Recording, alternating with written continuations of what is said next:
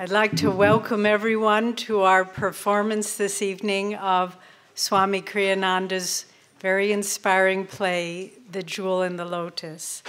Swamiji first wrote this play in 1954, 2 years after Yogananda ji had his Mahasamadhi, and over the years he has refined it and developed it and made the characters more interesting until now we have this version that we will perform for you this evening.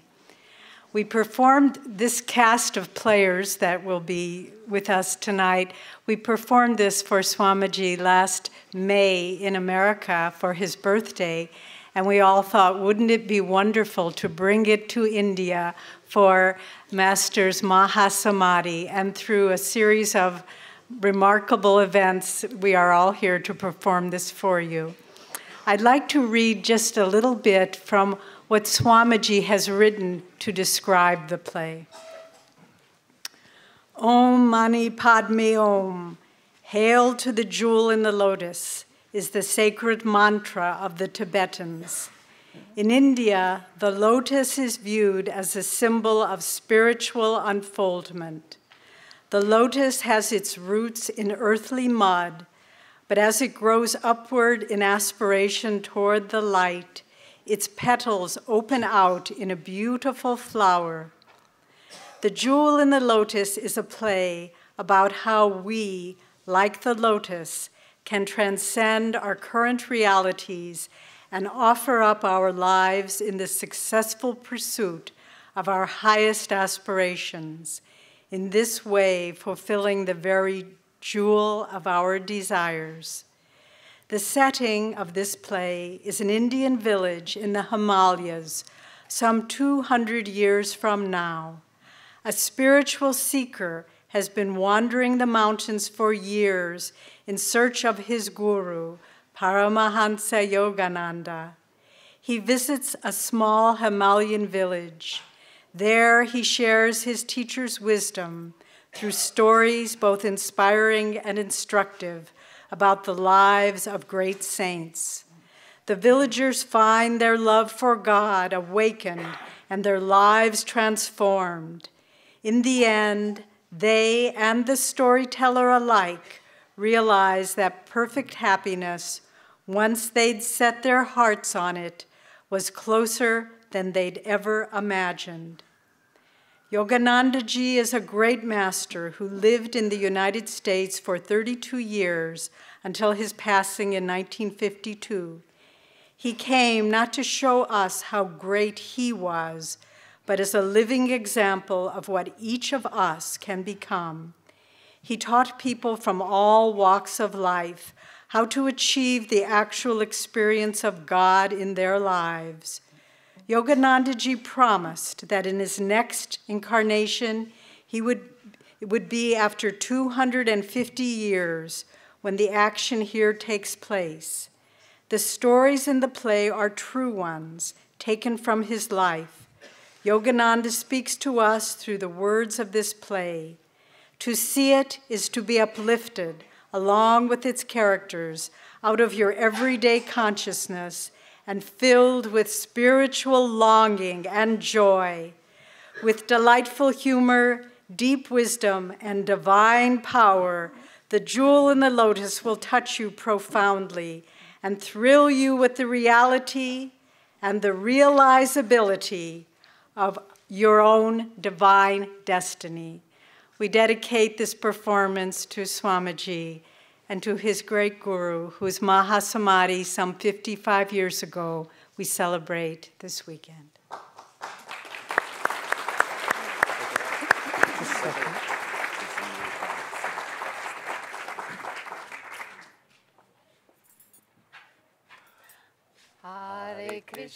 Hare Krishna, Krishna Krishna, Hare Hare, Hare Rama, Rama Rama, Hare Hare, Hare Krishna.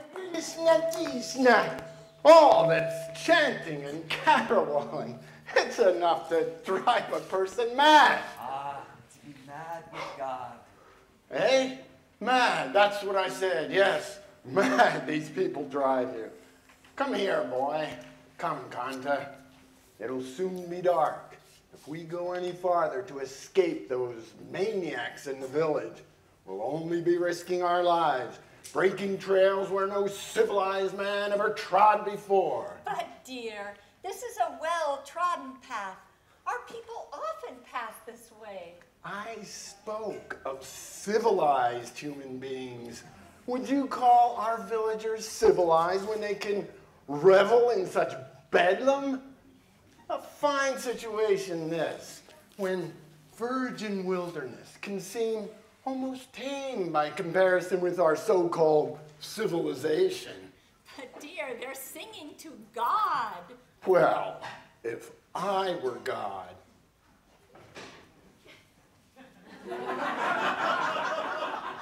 I'd feel merely annoyed that people spend so much time demanding my attention. Tell me, how would you have felt if Nayan here, as a little boy, pestered you night and day with cries of, "Mama, Mama"? Exasperated, right? Huh. Believe you me, that's how God feels when people pester him with their howling.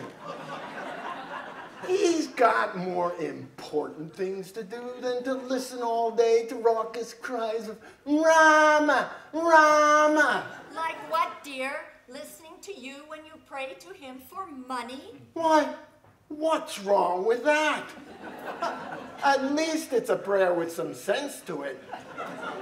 Besides, there's something in it for him, too.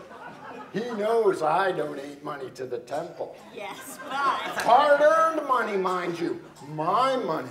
But dear, you once told us you donated money only so that the priests would ask God to make you even richer. Well, they get their percentage. Mark my words. Employing people is the way to make honest men of them. Your fellow merchants must derive great inspiration, dear, for your concern for other men's honesty. No doubt, no doubt. Well, and I set them a good example of honesty too, mind you. A very good example, within reason, of course. But I may safely say that I'm as honest as any merchant in the bazaar. I work hard to make this a decent world to live in. Our own little corner of it, at least. So why shouldn't God listen to my prayers, eh? You want to know something? I bet he's grateful to me. Ha! All that money I give him? Father, he already is all that money you give him. How can donating it to the temple make him any richer? Don't be naive, boy. Listen, I'm older and a great deal wiser than you. Believe me, temples wouldn't exist if God didn't have a pretty sharp eye for profit. The divine merchant, that's how we the wise see him. Giving only as good as he gets. Oh, he's too clever to be taken in with all this Rama business. Just look at it this way. What are all those empty-handed devotees giving him in terms of good, solid value? Rama Dama! He's no fool, I tell you. He respects a good deal, cash on the line. Dearest, true devotees would never want to make deals with him. No more fools they. The scriptures say... The scriptures? Haven't you heard that even the devil quotes the scriptures? But the scriptures say that all God wants from us is our love. My dear, don't go subverting the values of our fine ancient family in front of our son. Why do you think I brought him out here anyway? For the fun of it? No. Braving oncoming darkness and wild animals and maybe getting lost? For the fun of it? No.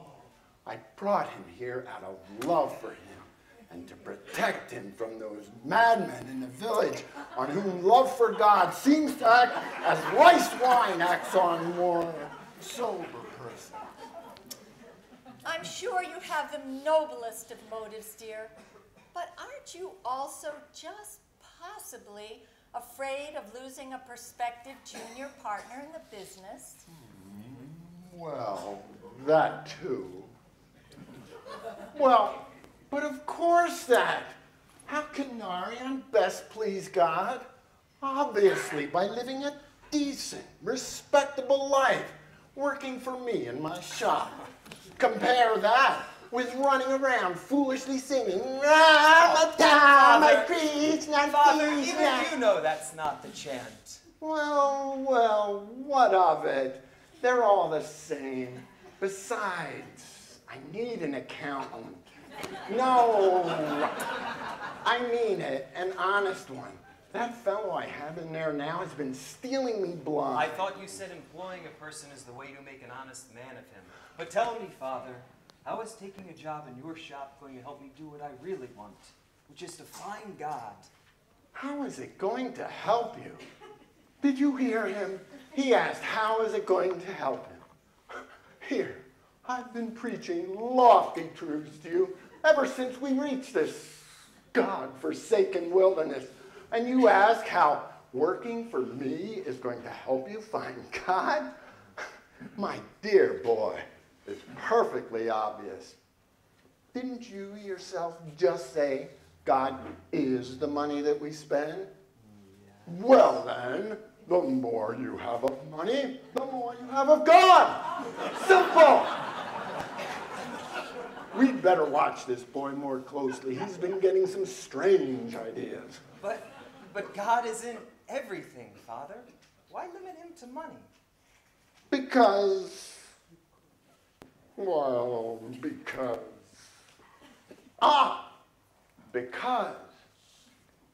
the Bhagavad Gita says that God is especially manifested wherever there is the greatest beauty. And what could be more beautiful than money? Oh, gold coins. Their clinking sound always reminds me of temple bells. Well, to me, the most beautiful sound in the world is a group of devotees singing God's name. Don't you think our boy might have worse notions than that, dear? It's plain I'm outnumbered. I should hire a bodyguard to protect me from these unceasing aggressions.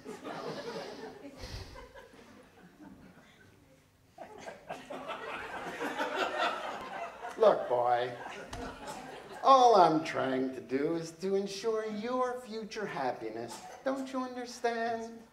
The time to seek God is when you're old, financially secure, and have nothing better to do. Otherwise, you'll just be a wandering beggar, like that storyteller who's come lately to our village. Oh, I've never seen him beg. He's poor. Take it from me, son, he must beg. Oh, but he tells the most wonderful stories. Oh, especially from the lives of the saints. The saints of all religions, not of one religion only. My favorites are those where he tells of the love of great souls for God. Ah, such beautiful stories those are. Oh, Father, why did we have to leave the village tonight, of all nights? There's a special ceremony in the temple to commemorate the love expressed in all religions for God. And we wanted to attend it. What? And leave me at home to worry what might become of you? I know all about it. That's exactly why I brought you here. The ceremony hasn't exactly gone unadvertised. The howling and the wailing have been increasing for days. You talk about the beauty of singing God's name. Tonight, the so-called singing has reached such a peak, it reminds me of a tribe of cats on a wall. And the party isn't even scheduled to start for another hour and a half. It's too much to expect a sane man to be around when that kicks off. Father, Can't we just accept that we have different tastes? Taste? It's not a matter of taste. It's a matter of principle. If I must be frank, boy, I'm afraid of that storyteller corrupting you. That's why we've come here. Oh, there's witchcraft in the air tonight, I tell you. Why, I even saw Gupta Sahib next door, the most conscientious miser in town, give a paisa to a beggar. I don't like it, I tell you. Something is very wrong. The old values are being shaken, and I blame it all on that storyteller. Nothing's been the same since he arrived. But dear, at least you can't accuse him of corrupting anyone. No, when he chants and sings and talks so sweetly, but all the customers leave our shops, and when the more weak-minded shopkeepers leave along with them, why, before you know it, the whole village will disintegrate. Rama Dama Krishna Krishna Ish! Cats on a wall! From now on, cats howling will always remind me of God. Thank you, Father. In his gentle way, this boy is as hard-headed as I am. But tell me this, what if everyone followed this storyteller? I can think of worse possibilities. Now, dear, you know it's not likely. Besides, they say he likes to walk alone. No doubt, leaving everything behind him in shambles. Such people usually have to get out of town fast and alone. Oh, not in shambles, Father. And what else? Our shops would be empty while people roam the streets, howling like cats on like a pack of wolves. And this latest craze he's brought us, this Yogananda fever, I call it. Yogananda helped people to understand life's true goal, inner communion with God. In God, he said, the saints of all religions are one. The storyteller loves Yogananda for that great master's love for God. Is that so bad? Bad?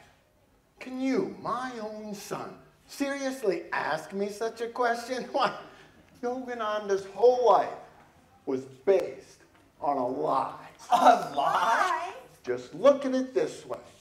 When you spend good, honest, hard-earned money on something, at least you see what you're getting. A shirt, maybe, or a brass bucket. Well, this Yogananda claimed that God is even more real. Get this, even more real than a shirt or a bucket. I ask you, what incredible nonsense. You can't even see God. You can't feel him. Tell me, what color is he? I mean, it's all right to talk about God vaguely, as many do. But this Yogananda really overdid it. Why? He actually put it in writing that everyone can see God.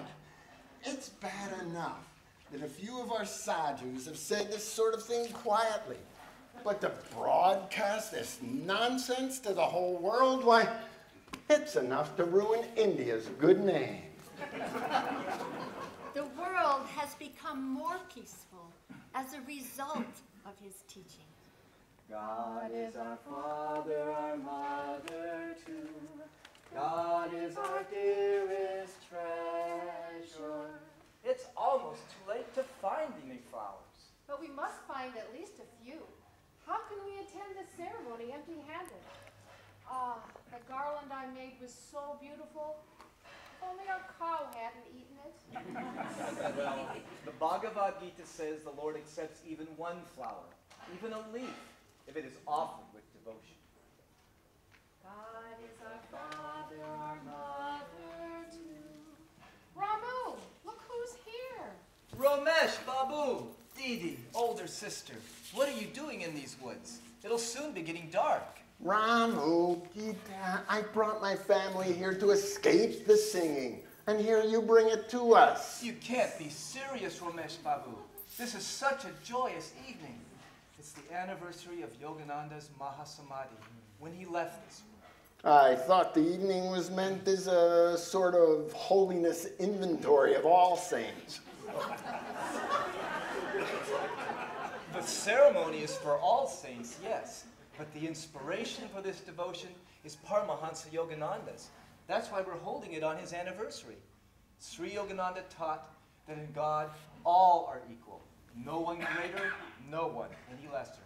He taught, too, that we should love the saints, not for themselves, but for their love for God.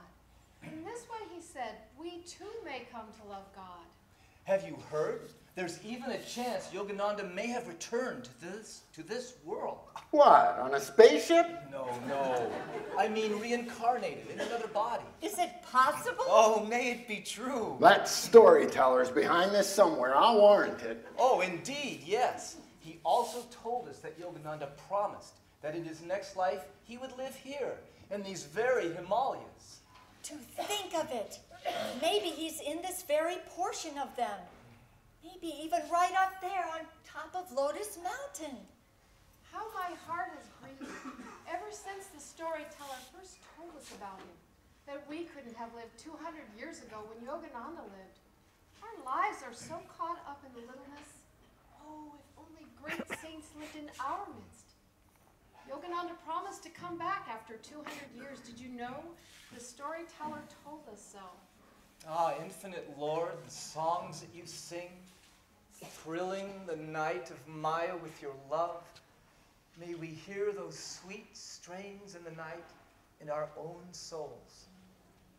Let all the world stand still. Let not wind, nor rain, nor sound of calling bird invade our silence. May your songs possess our hearts. May they steal like moonlight into the dark glades of our souls, bathing the restless shadows with your luminous peace. Ramu, you, a respected candy maker. No candy could taste so sweet as the Lord's name, now that I've learned not only to sing it, but to hear it everywhere, in all nature. I must have a talk with that storyteller. Listen, the bell's in the village. Only an hour until the ceremony begins. We'd better hurry or we won't find any flowers. It's already after sundown.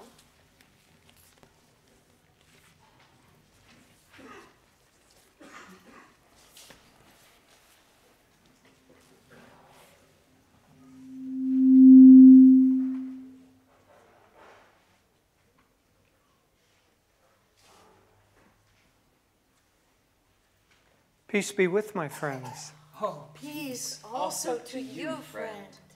Ramu, come back. Why have you come up here, friend? Aren't you leading the ceremony in the temple this evening? Not tonight, friend. You have priests to fulfill that function. I'm not a pujari. look, I found some. The storyteller. He says he won't be coming to the temple this evening. But why not? It's because of you that we're having the service. Because of me, perhaps, but not for me. It is for your inspiration it is being held. I've done my share in leading you to that inspiration. But can't you at least join us? It will mean so much to everyone to have you there. Yes. God will be there, friend. In your chants and in your meditation, during your inner communion, I would be merely an intruder. Intruder? But it is through you that we have learned to love God. It is through you that we have learned to love all saints. It is through you that we have learned of Sri Paramhansa Yogananda. It is through you that we have learned the very meaning of life. I am as grateful for these blessings as you are. But of what use is the door once it has been passed through? My path lies in solitude. The time has come for me to take to that path once again. You don't mean you're leaving us? Didn't I tell you he's getting out before the roof collapses? But how can we carry on if you leave us so soon? The truth is in you, friend. Why seek it outside yourself? Even if you tried to, you'd never find it there. What you say about the truth being in Gita here interests me. On the whole, I wouldn't call you hopelessly wrong, but still, I recall one absolute whopper she told once in school years ago. It was in history class, you see. And Friend, the truth is in you, too. Oh, come now. I mean, now, don't misunderstand me. Oh, I may dress things up a little occasionally to make them look, you know, presentable. But everyone knows I'm honest. Still, well, I mean, we're friends here. Why exaggerate?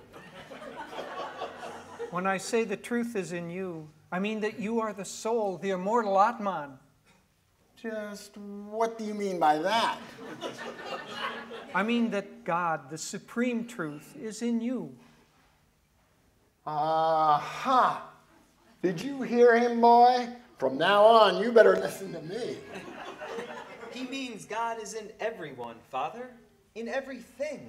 But the Bhagavad Gita says that God is especially manifested wherever there is the greatest beauty. Why, that's exactly what I said to Narayan here. How like the temple bells, I said to him, is the fairy clinking of gold coins. Oh. To me, God's beauty is most perfectly manifested in his saints.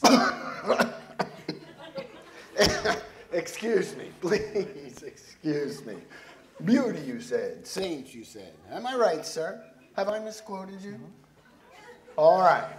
Now then, sir, I must tell you, you've left me a little confused. I mean, saints and beauty are two things one wouldn't naturally pair together. For one thing, most of the saints one sees these days have so much hair covering them, one can't really tell whether they're beautiful or not. And from what one can see, beauty isn't the first word that springs to mind. Scarecrow is more like it. Well, it's clear that you have yet to see a real saint. But in any case, I was speaking more of a spiritual beauty, of a radiance in the eyes, a gentleness in the smile. Oh, yes. From his pictures, I think that Sri Yogananda must have been the most beautiful human being who ever lived. Outwardly as well as inwardly. But why bother with such people? Yogananda has been dead for 200 years, and that illustrates a point. Most of the saints one hears about are long gone. And even if they're alive and famous, the crowds swarm around them so thickly, one can't even get close enough to them to get a normal, decent blessing on an important cash sale, say. No, no. Running to the saints is, in any case, just a way of shirking one's responsibility. Oh, no. Spending time with the saints, the scriptures say, is man's first responsibility. No, sister, your husband's right. Too many people run to the saints to excuse their own spiritual laziness. He agrees with me.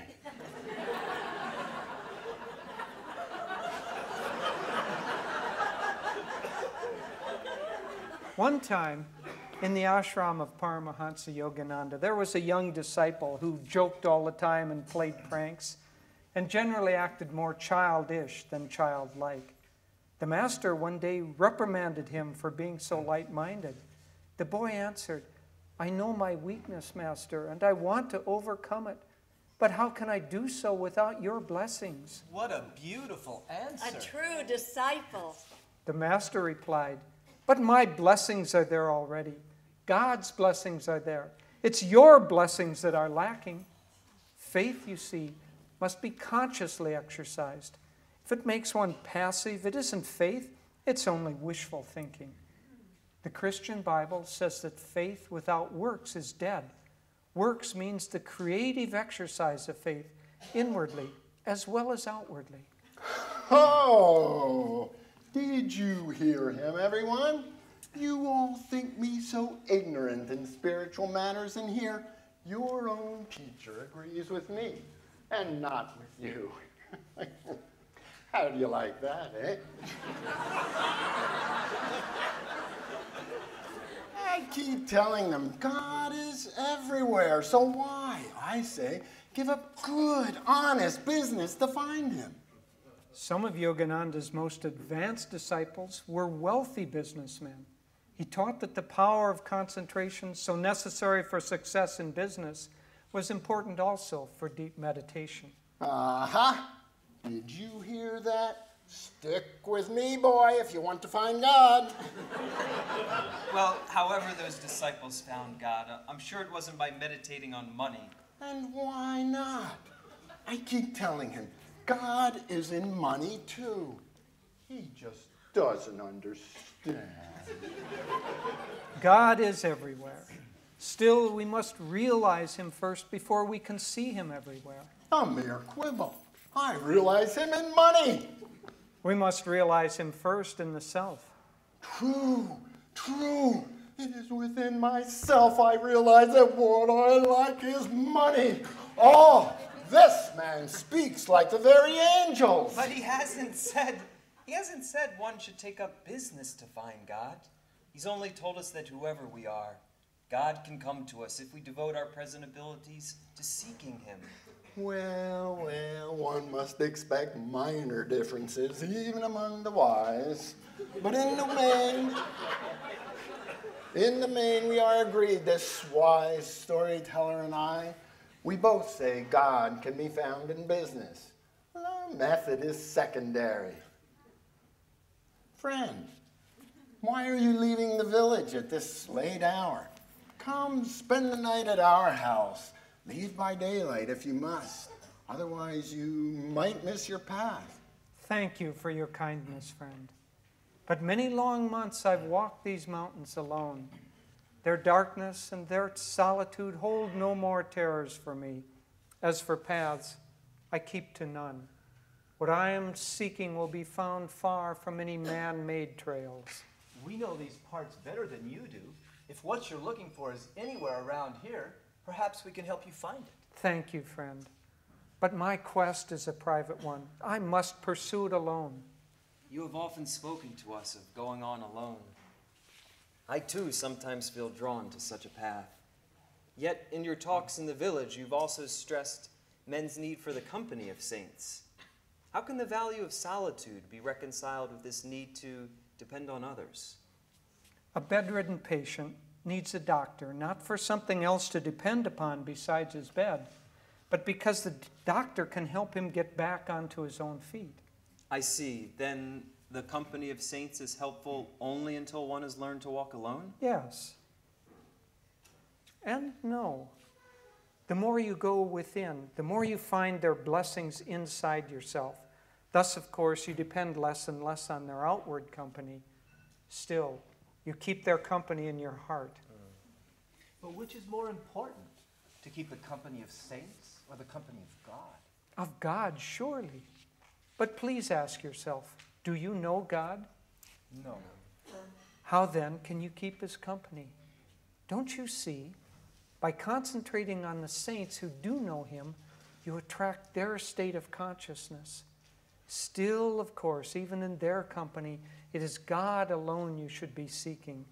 To want anything less of them would be like digging for granite in a gold mine. There's a point that sometimes puzzles me. God, they say, is everywhere. In a way, then it seems we should seek him everywhere. In every flower, in every tree, at every wayside shrine, and yet God is also one. From this standpoint, should we try and see only him and not love him through his manifestations? Which is the better path? Both ways are good if it is the one God you are seeking. The most important thing for the devotee, however, is to be freed from delusion. And what is delusion if not attachment to that which is not? The Lord hides himself behind his creation. Nature is real only in that it expresses him. Yet, nature is our natural focus of awareness. It's better in this sense to imagine God in the forms we hold dear than to deny them altogether. Granting this fact, it is better to concentrate on the saints than on inanimate objects. They at least are conscious of the dreamer behind the dream. It is good to meditate on the lives of the saints. It is better, however, to follow the guidance of only one of them. That is why the scriptures stress the need for a guru or a personal guide to the infinite. Is that why you speak so much about Paramhansa Yogananda?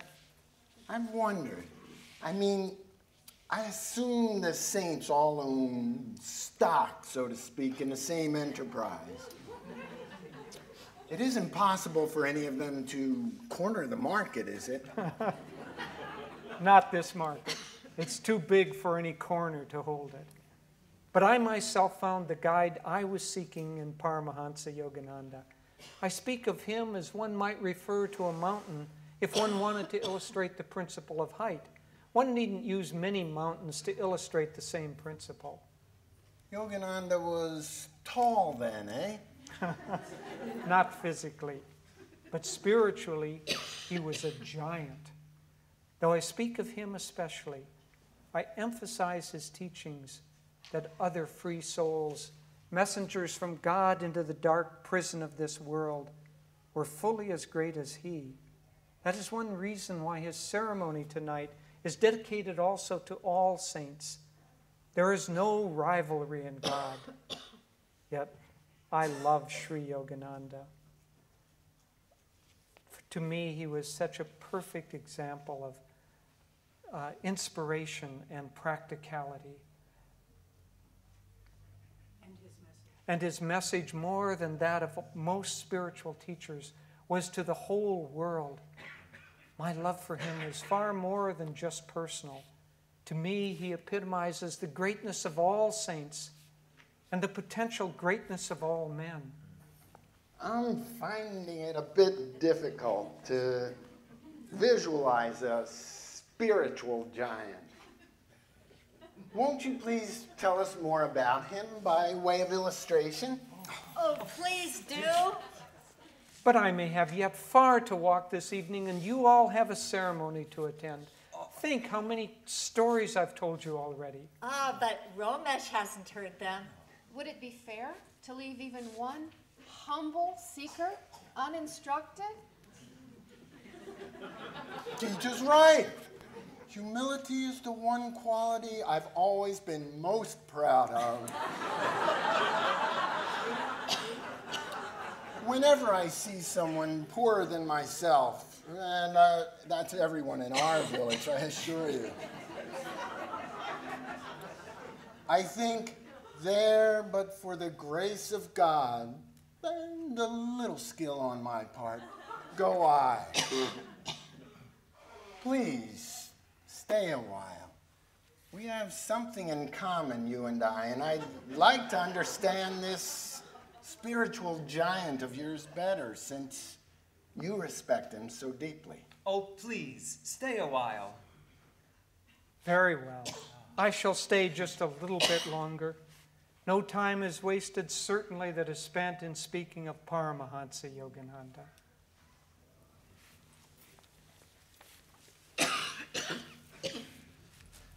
Guru Brahma, Guru Vishnu, Guru Deva Maheshwara, Guru Shakshat Parabrahma, Tasmai Shri Gurave Namaha. Guru is Brahma, the creator. Guru is Vishnu, the preserver. Guru is Maheshwara, the liberator. Truly, Guru is the supreme spirit. I bow to thee, O Guru.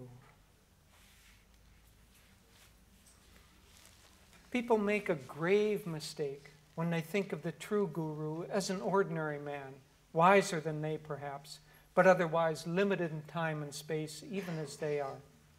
Indeed, they even err when they think of him as separate from themselves. For the true Guru, having realized his oneness with God, resides always in the heart of the devotee. He comes into this world not to show others how great he is, but to inspire them with a sense of their own divinity. The true Guru plays a strangely dual role. On the one hand, he lives as a man among men, laughing, joking, eating with them, as well as teaching them, encouraging them, in other words, to see their humanity not as a barrier, but as a bridge to divine attainments. On the other hand, he carefully reminds his disciples, and more so the more they advance spiritually, that neither he nor they are this physical body, that in essence they are the supreme spirit. Yogananda used often to say, I killed Yogananda long ago. No one dwells in this temple now but God. A disciple once praised him for his humility. The master said, how can there be humility when there is no consciousness of ego? One of the saddest mistakes people make is to compare the saints in an effort to prove their own guru or their own patron saint the wisest. What a travesty of the truth that all truly wise men have taught, that God is the sole reality. A master is one who has merged his consciousness in that infinite realization. One should meditate on the lives of the masters then, not in order to increase one's consciousness of sectarian differences, but to demolish it. In this way, I invite you to consider the life of Paramhansa Yogananda, truly a star of the first magnitude in the heavens of history. I've always thought that these holy men wanted everyone to know how specially holy they were. I confess, we merchants have no objection to letting others, well, a few others, know how rich we are. To the saints, such considerations are meaningless. Long, in fact, before he came into this world, Sri Yogananda had attained final freedom from all meshes of ego. No karma of his own brought him back, but only purest compassion for suffering humanity. He was what is known in the scriptures as an avatar, a divine incarnation, fulfilling an ancient promise to return again and again into this world, so long as, to quote him, one stray brother was left crying by the wayside. Such compassion is inconceivable. I'm beginning to see what you meant by spiritual giant. Sri Yogananda played a more human role than most avatars. It was his task to awaken people in a culture where God communion had been all but forgotten. Seeing his life in retrospect, one is amazed at his accomplishments. He took mere spiritual children, as it were, and raised them all the way to divine maturity. No other master, to my knowledge, has worked so earnestly with so many different levels of disciples, nor brought so many in one lifetime to God. Many of his disciples achieved liberation in that lifetime. Many others found God, even among those who were drawn to him after he left this world. To meditate on the episodes of his human life is to be inspired with the divine power he radiated. To meditate on his childhood search for God is to be inspired with intense devotion. To meditate on his adolescent years is to be inspired to renounce selfish ambition and live only to serve God in all. To meditate on the early years of his mission to the West is to become filled with the great Guru's energy and joy. To meditate on his later years is to become filled with dispassion, compassion, and wisdom. Love and joy were the chief qualities he manifested in this life. Even his childhood pranks rang with the silent laughter of God. Did he play pranks too? Indeed he did. And why not? Is not God a God of joy? I wonder what he would have thought of my Romeo when he was little for dropping water from the roof on a pompous neighbor. Disgraceful child. Yogananda did much the same thing once as a young boy, only it was dry cow dung on a drunken policeman. So, you may have a saint in that delinquent monster of yours yet. It pains me to have to remind you that your so-called pompous neighbor on that inauspicious occasion was my humble self. Oh, so it was. I'd completely forgotten. Oh, please forgive me, Romesh Babu. All right, all right. Only I hope this saint of yours had his more sober moments. Even his childhood pranks had a deeper purpose, to instill needed lessons in people who were perhaps hard-hearted or perhaps too sure of themselves. Pumps. But he never acted except with divine love, even when he reprimanded his disciples. How could he do otherwise when he saw all beings as his own self? All beings? Even animals? Indeed, yes. Would you like to hear how his love once conquered a wild and hungry tiger? Yes. Do tell us about it. Very well, but if I'm to tell a story, let's be comfortable. Romesh Babu, sit here, please. Narayan. How did he conquer the tiger? Was it with a magic mantra? I've heard that great yogis possess such powers. No, sister. His was the power of pure love. Once, in the company of a group of youngsters, he hired a driver with a cart pulled by a pair of cows. At the driver's suggestion, they traveled deep into the heart of a nearby jungle. Unknown to the master, this part of the jungle was the haunt of large and ferocious tigers. As darkness was falling, they found an abandoned hut. There was a stall next to it for the cows. It seemed a safe place to spend the night. Leaving the driver to put away the cows, master and the boys entered the hut. They were soon joined by the driver. Darkness crept into those deep jungle lanes, stealthily, like a thief. Day, suddenly timid and afraid, fled for protection toward the vanished sun. The pleasant calls of sun-loving birds and beasts soon gave way to the strange, lonely noises of nocturnal creatures. To these were soon added the terrifying roars of tigers as they stalked the jungle byways. About an hour passed. Then the occupants of the hut heard a growling and rustling sound nearby. They looked out a window. The moonlight in the clearing was just bright enough for them to see a huge Bengal tiger approaching, its tail twitching in anticipation. "That tiger's going out after our cows," stammered the driver. Prudently, he'd already placed the others between himself and the door.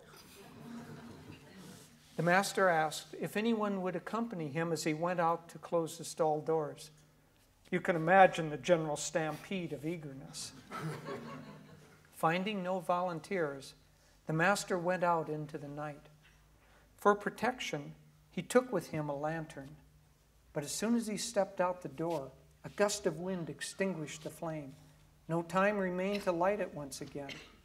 Alone into the night the master went. The tiger, seeing this intruder step between it and the cows, naturally shifted its attention from the cows to the master. A cruel smile played on the killer's face. A hungry gleam shone in its eyes. The master looked at it. No thought of fear crossed his mind. Instead, with love in his heart, he held to the thought that it was God alone that he was seeing in the form of that tiger. Slowly the killer approached. The power of love flowed to it from the master's eyes. Suddenly, what a miracle! The beast, instead of springing, rolled affectionately at the guru's feet. Love had conquered it. Its huge tongue lolled out as it yawned a few times. After a while, it got up and walked away peacefully into the jungle. The stall door was closed.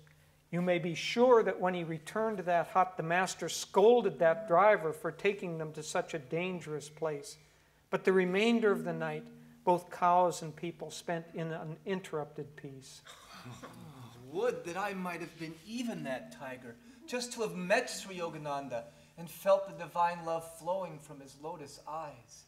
How much better to be a real tiger made that way by God than to be a human tiger preying viciously on the lives of other human beings. Oh, such tigers must be much more difficult to transform.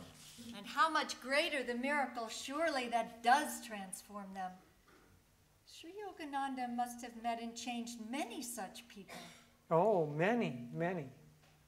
But on them, what a sweet revenge he had. Did I ever tell you of the time a gunman was sent to kill him in New York? No. It was after a lecture at Carnegie Hall, during the course of which the master had exposed certain powerful, wealthy men. America in those days was in the midst of a depression, and exploitation of the poor meant virtually their ruin. The gunman came up to the master after the lecture in a darkened street. Pressing a pistol into his back, he said, "Why did you talk that way about those people?"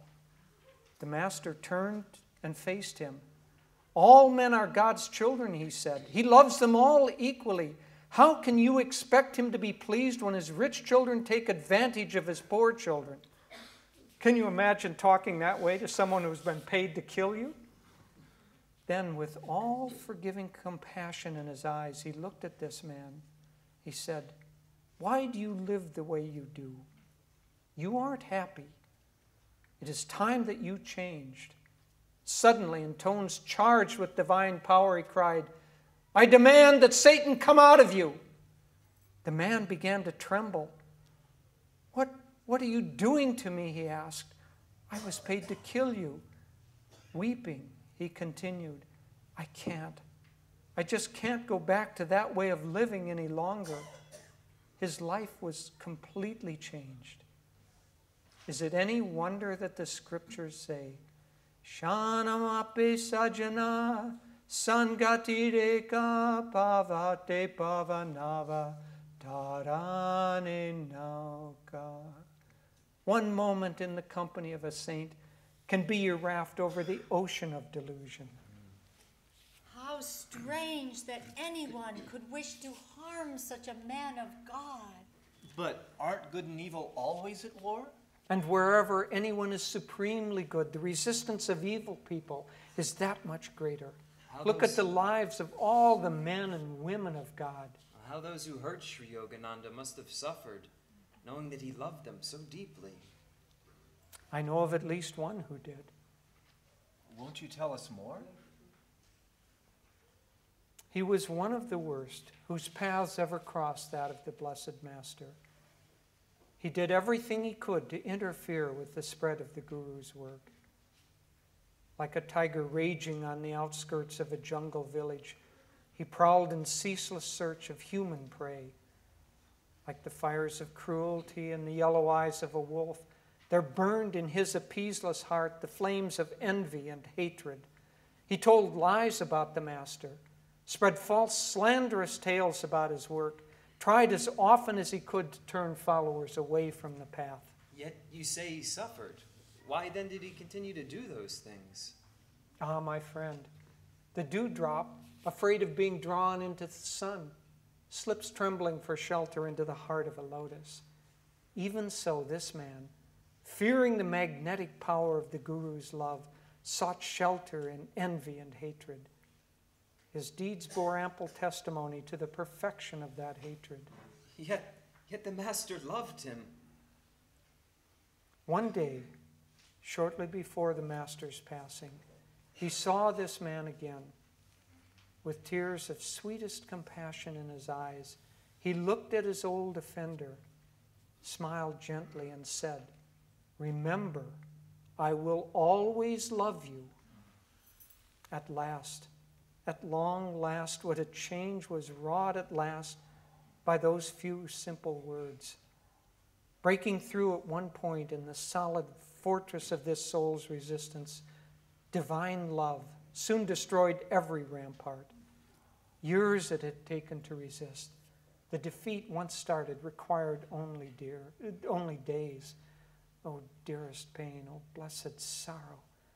What tears of repentance racked that conquered heart. It was, as he was preparing to go to his guru, that the news reached him. Paramhansa Yogananda had just passed away from this earth. Need I describe that man's grief? His heart, so lately repentant, with never an opportunity to show its new character. That man, now changed, made a sacred vow. As he had told lies about his Master, so now he would spread the truth. As he had dissuaded people from his guru's path, so now he would labor to win them back. As he had tried to thwart his guru's every effort, so now he would dedicate his every remaining minute to serving the cause the guru had brought. The remainder of his life he served, quietly in obscurity, striving in countless little ways, since he considered himself unworthy of greater things to compensate for all the wrongs he had done. What a beautiful story. It would take a great love to win such a heart. May divine love perfect the conquest of all hearts. For how many times all of us have offended God, whether through some act of selfishness or through fleeting pride or anger or even doubt. Would that we could work as hard to right our sins as that man did to right his. You seem to have such a clear understanding of that man's life and character. Understanding is born of experience. Yet I'm sure you've never been as evil as that man. No, not in this life, perhaps. But can you remember the past? You are speaking in riddles. One's past lives may not always be consciously remembered, yet they remain with him at least subconsciously and throw light on the present. Thus the past often gives one his present level of understanding. Then you don't actually know that you were ever as evil as that man. Couldn't your understanding just as easily be rooted in compassion? And whence comes compassion, think you? But let me finish the story I was telling you. One day, shortly before that reformed sinner passed away, he sat in meditation and prayed to God in the form of his guru. Master, he said, I know that I'm not worthy of salvation, nor even of your least grace. But I have this one humble request to make of you, which you may see fit in your love to grant me. Grant me the power never to forget my countless wrongs to your sacred self. God usually hides our past lives from us so that we shan't be discouraged by old mistakes and failures. But this man's prayer was strangely granted. After death and in succeeding lives, he always remembered that one life of supreme injustice. Oh, dearest pain. Oh, blessed sorrow. That memory, though it brought him pain, kept burning within his heart the desire to always serve his guru's memory. And what happiness has come in that service, I ought to know. Are you saying that? That man was myself. Yourself? What a strange path you have walked, led first by hatred, then by love. Would that all men could shun the hatred but embrace as great a love. Darkness lends attractiveness to light. It is often through the painful results of sin or ignorance that men grow to love virtue. Friend, when you first came up here, you said you were seeking something. Won't you tell us what it is? Are you just maybe seeking him? Why else would you be wandering among these lonely mountains when your life is dedicated to his service? 3 years ago this night, I was attending a ceremony in commemoration of the Master's Mahasamadhi. The temple, lit only by dimly glowing candles, was vibrant with his spiritual presence. As I reverently laid a flower before his image, I was overcome by a divine ecstasy. A wondrous vision shone before me. No statue stood there. Instead, I saw my guru. Around him were a group of disciples. On all sides were steep, snow-covered slopes, suggestive of a mountain. The master and disciples were seated on the ground chanting. After a moment, he looked straight in my direction. That same smile of compassion softened his face that had touched it that day so many, many years ago. Come, he said softly to me. We are waiting for you. As that vision began to recede, I saw the mountain on which those devotees of God were sitting, and I knew that I should recognize it again. These 3 years I have been seeking. Nothing, not rain, nor cold, nor darkness has slowed my loving search. Have you found any clues to his whereabouts? Not yet, but I shall. Love will guide me to my destination. I wonder if we can help you. What did the mountain look like? Who can describe a mountain? But couldn't you just give us a general idea? Perhaps I could. The mountain top was broken into several peaks or hillocks. In the center was a depression. It made me think, if anything, of an open flower, like those classical paintings one sees of a lotus. Lotus Mountain! This very one we are sitting on. This one, what makes you think so? In these parts, it's called Lotus Mountain because of its shape. Its top looks something like what you described. Oh, can it be? It must be, surely. And what more auspicious night for you to find it than this one, the very night of his Mahasamadhi. What a beautiful ending to your arduous search. I am so deeply happy for you. Oh, may you be right. Love has guided us all. It has joined our paths with yours.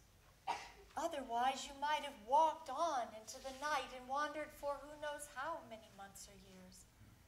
And we, while living in the shadow of this very peak, might never have known that on Lotus Mountain lives the jewel of our desires.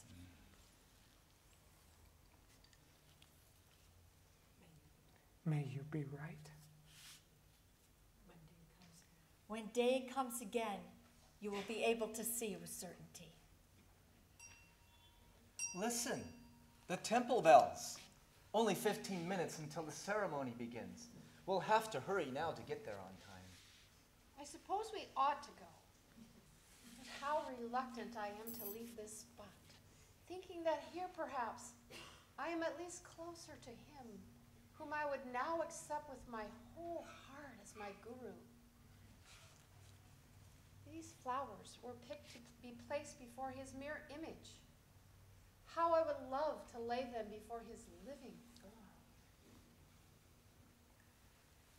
It is late, and at least the image is a certainty. We better go. Can we not persuade you to come back with us for one more night? Thank you, friend. But solitude is my brother.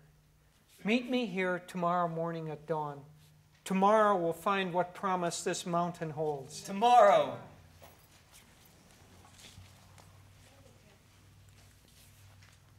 Listen. What is it? The bells have stopped ringing. No, not the bells. Listen. Don't you hear voices singing?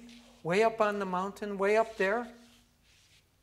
I do hear voices. So do I. They're singing the very chant I heard in my vision 3 years ago this night. Yogananda is up there. What shall we do? We picked these flowers to place before his image, but they were for him.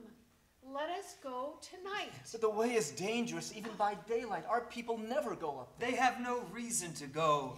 Our longing to see our guru is our sufficient reason. I know a part of the way, even by night. The moon will show us a part of the way, and our love will take us the rest of the way. Our love will be a better lantern than the sun. And God will give us all the strength we need. Won't you come with us, brother? You see, my Guru Bhai, my brother, this is a very sudden change for me. I do believe in the Master now. I believe he is up there. I hardly know myself anymore. Don't. Please don't ask me to leap into an abyss. I may go up there later on when I've grown accustomed to these strange developments. Tonight, I shall go to the temple. I confess, I feel a little safer with images. They may look at one reproachfully, but at least they won't say anything. Then, Dee, you will stay with him, I suppose. I am his wife. We go together. But perhaps in time we can both join you. In the meantime, what joy is my lot. I came here in bondage, afraid to do more than whisper my love for God. I leave now, fortunate among women, with a husband who loves God and who shares all my deepest dreams. What more could I ask of life? Narayana. Father, all my life I have longed to find God. He may be in money too, as you say, but the storyteller tells us he can be found most quickly through a guru. Would you mind terribly if you lost your prospective junior partner? I want to join them, Father. Life has no other meaning for me anymore. May I have your permission to go?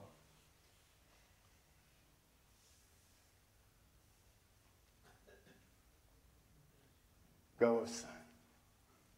Would that I were as free in my choice as you are. Come, we must hurry. It is only a few minutes till the ceremony begins.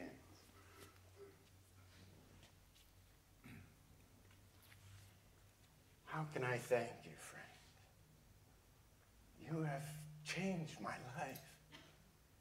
My heart was like a stone, and now it's like a flowing fountain. May peace be ever yours.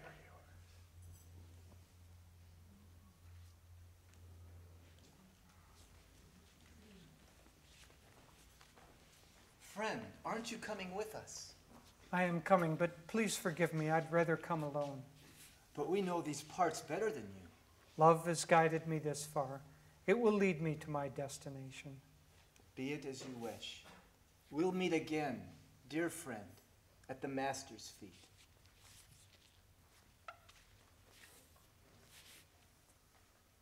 Alone you spoke to me before. Alone I want to meet you now. Ah, can my heart contain its joy?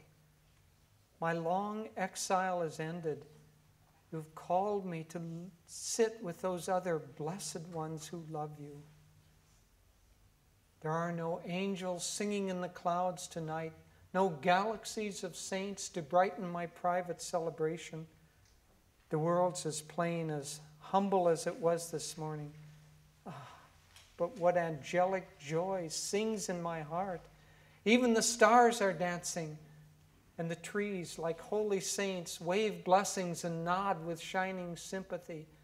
Oh, my heart is too full. What words can it utter? Only silence can express the joy I feel.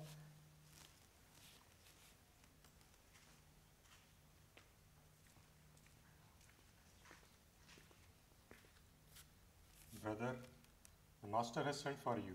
Please follow me. I am coming. What of those others who have gone seeking The him? two will reach the Master tonight, but come. I know a shorter path. We will reach him first. I come. Oh, can my heart contain its joy?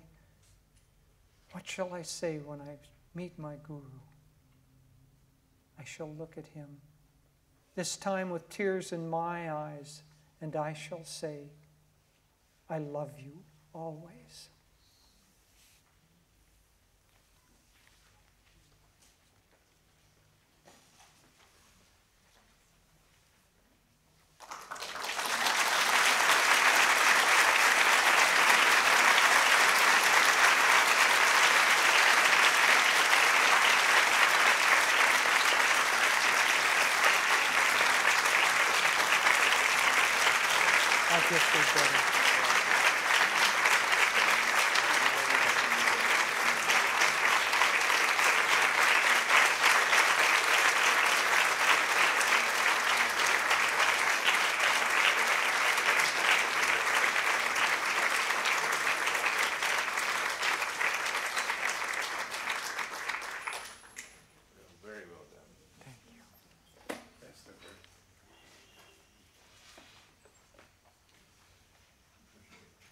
Thank you all for coming.